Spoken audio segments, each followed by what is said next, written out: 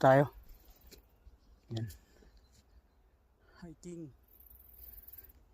Pagkatapos natin magbike, hiking na naman. Tara.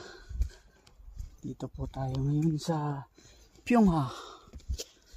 Dito tayo mag-hiking, ano? Titingnan natin kung saan papunta to. Bagong discover. Doko talaga to, boy, gala, ano? Gala talaga.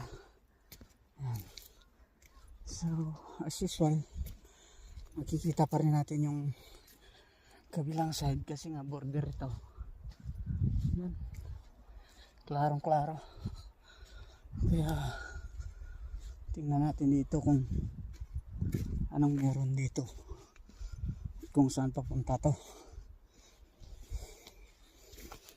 Medyo hingal na tayo. Galing sa bike pagkatapos hiking. Kaya ayun, ayos lang yan, basta gala.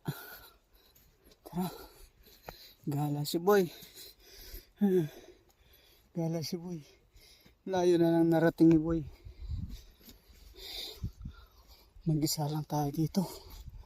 Sululakad tayo ngayon, ano, kasi nga yung kasama natin hangover. Kaya dito tayo ngayon. Tudugala. Sulugala. Tudugala ng Sulugala. Ganda po ng view sa kabila. Sarap tumawid. Tawid kaya tayo doon. na. So, titingin lang tayo dito kung anong meron dito. May tulay. May tulay. May tulay tayo, may tulay. Yan. Yan. May tulay, may pulis. Ilalim ng tulay.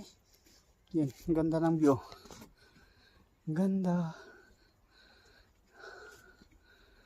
Yan, sululakad si boy. Walang kasama. Kaya ayos lang din. Ayos din ang trip. Maganda. Wow. Ito yung maganda. Ayan. May tulay. May daan din sa ilalim.